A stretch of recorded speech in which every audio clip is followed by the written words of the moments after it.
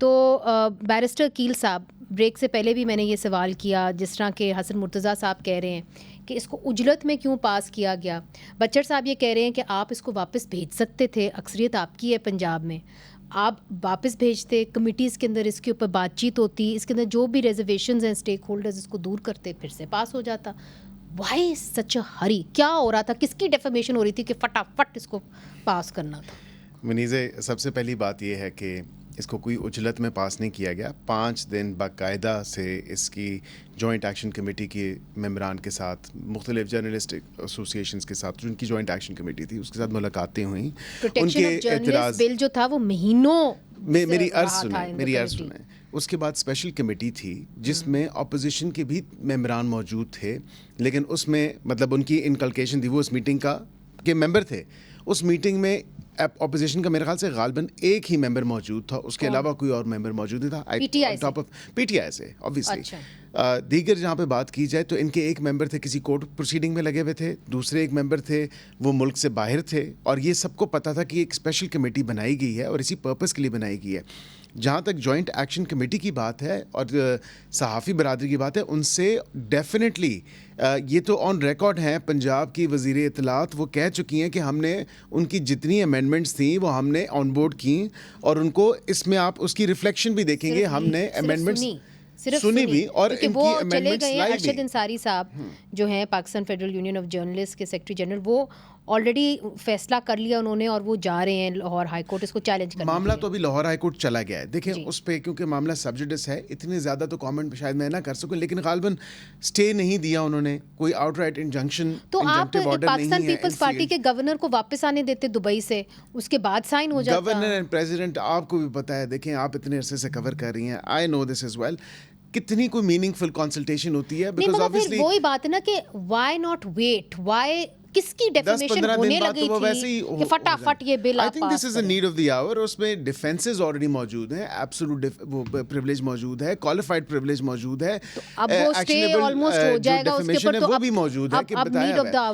देखिए जो सही खबर देता है, आप सिर्फ और सिर्फ मैं सेक्शन 4 की 2 चीज़ें आपके पढ़ के सामने रख देता हूँ।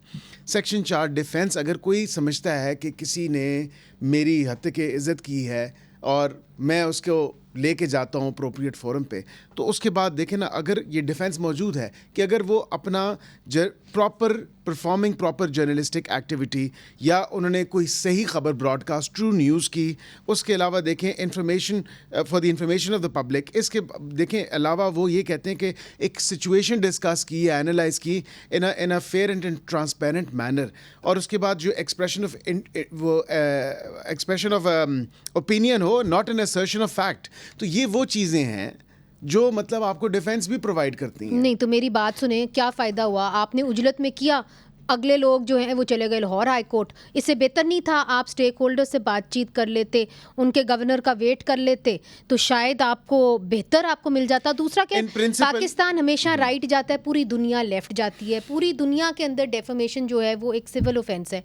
आपने क्रिमिनल ऑफेंस किया हुआ है तो उसको सिविल कर दें, बात खत्म हो जाए। मेन आपका जो डिफेंस, आपके पास डेफमेशन का कानून मौजूद है जिसके ऊपर आप एक और ले आए हैं। अच्छा, मुझे ये समझ नहीं आती, ये बिल्कुल आपकी बात दुरुस्त है, डेफमेशन का कानून मौजूद है, उसी कानून में ही बेहतरी शायद की जा सकती थी। आप उसके लिए क्रिमिनल ऑफेंस खत्म कर दे, चूंकि उसका ओनर्स इतना ज्यादा है, शायद इतने ज्यादा देने होते हैं क्योंकि क्रिमिनल ऑफेंस है। इन टेक्नोलॉजी और जिस तरह के इतना कोई एम्बेड बढ़ गया है, व्लॉगर्स आ गए हैं, सोशल मीडिया प्लेटफॉर्म्स आ गए हैं, वो उसको कवर नहीं कर सकते। आई थिंक उसको और ज्यादा मेरे ख्याल से हम कॉम्प्लिकेट कर रहे थे एग्जिस्टिंग लॉ को, तो उसको स्क्रैप आउट कर दिया।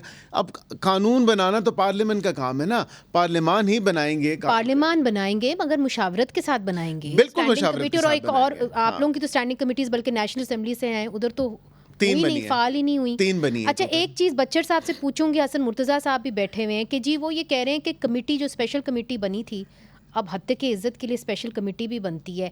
कई ऐसे लोग हैं जिनको प्रोटेक्शन की ज़रूरत है, उनके लिए स्पेशल कमेटीज़ नहीं बन रही। जिस तरह के सिविलियंस को आप मिलिट्री कोर्ट्स में ट्रायल कर रहे हैं और कहते हैं कि जमहूरियत है। मगर बच्चर साहब, मैं आपसे ये पूछना चाह रही हूँ कि आपका जो एक शख्स था वो स्पेशल कमेटी में था, उसने शोर क्यों नहीं मचाया? देखिए जी, मैं ये बैरिस्टर साहब बेसिकली वेल प्लान है, तो उस वक्त के हालात का, ग्राउंड रियलिटी का मेरे ख्याल में पता नहीं, या इनको बताया गलत गया है। एक्चुअल हुआ ये है कि ये जो स्पेशल कमेटी बनी है इसमें अपोजिशन लीडर की कंसेंट शामिल नहीं की गई। उन्होंने अपनी मर्जी से बंदे, ठीक है, उन्होंने एक फॉर्मेलिटी पूरी की। उसके बाद ये बता रहे हैं एक दिन पहले कि कल आपकी मीटिंग है।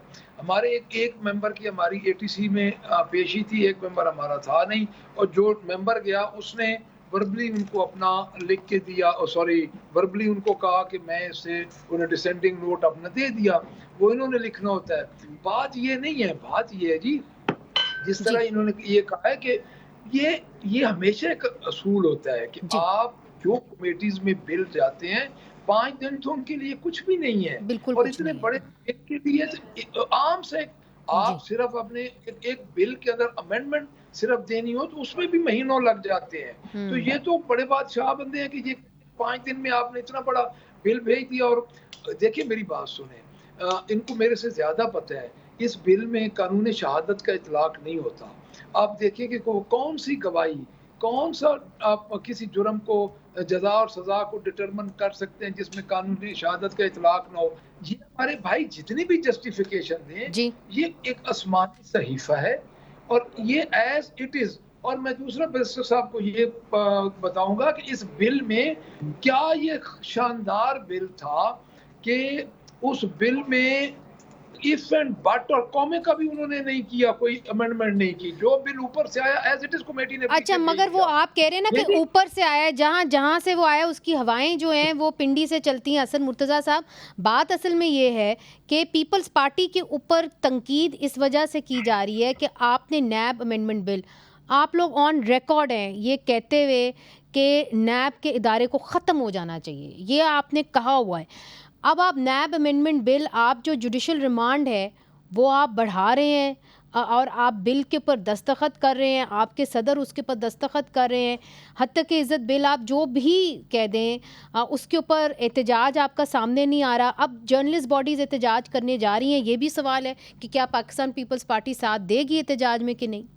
आप सदर और गवर्नर की जो साइनिंग अथॉरिटी है, आप उसको लेजिस्लेशन के साथ कैसे मिला सकते हैं? मगर सर एक फॉर्म ऑफ एहतजाज तो होता है ना, आप अपना एहतजाज तो दिखाएं, आप मत दस्तखत करें ऐसे बिल्स के ऊपर जो गैर जमहूरी हैं। बिल्कुल ऐसा एक्ट या बिहेवियर शो नहीं कर सकते जो पिछले दिनों में पीटीआई का या तहरीक इंसाफ के गवर्नर का था कि मैं ओथ नहीं लूंगा, मैं दिन पूरे करूंगा। ये हम नहीं कर सकते। वो तो अपने इक्तिदार की बात हो रही थी ना। आप तो प्रिंसिपल स्टांस लें कि जी हमारा प्रिंसिपल है जमहूरियत, हमारा प्रिंसिपल है फ्रीडम ऑफ एक्सप्रेशन, नहीं हम करते इसके ऊपर साइन, आप ले प्रिंसिपल स्टैंड। मेरी अर्ज तो सुने ना, मैं अर्ज करने का कह रहा हूँ, पार्लियामान का हक है कि वो लेजिस्लेशन करे। वो लेजिस्लेशन का हक मैं कैसे छीन सकता हूँ? जहां तक ताल्लुक है, मेरा अर्ज सुन ले, जहां तक ताल्लुक है कि बिल कमेटी में गया, उजलत में हुआ, हमारा तो ये मुतालबा है कि हुकूमत के हम इत्तेहादी हैं। ठीक। हुकूमत वक्त ने ड्राफ्टिंग से पहले हमें एतमाद में क्यों नहीं लिया? अगर हुकूमत वक्त ने हमें एतमाद में लिया है, हम उस एतमाद में हमने उन्हें कहा है कि आप ये बिल पेश करें, ड्राफ्ट करें, ठीक, फिर पीपल्स पार्टी की जिम्मेदारी बनती है। उन्होंने तो ये इतना आनन फानन किया है कि उन्होंने ना इत्तेहादियों से पूछा है, ना उन्होंने कोई मशावरत की है। ठीक, किसी आदमी को एक को वो नॉमिनेट कर दें कि हमने फलां के साथ अपनी पार्लियामानी पार्टी के साथ हमने पीपल्स पार्टी के साथ मशवरा किया है।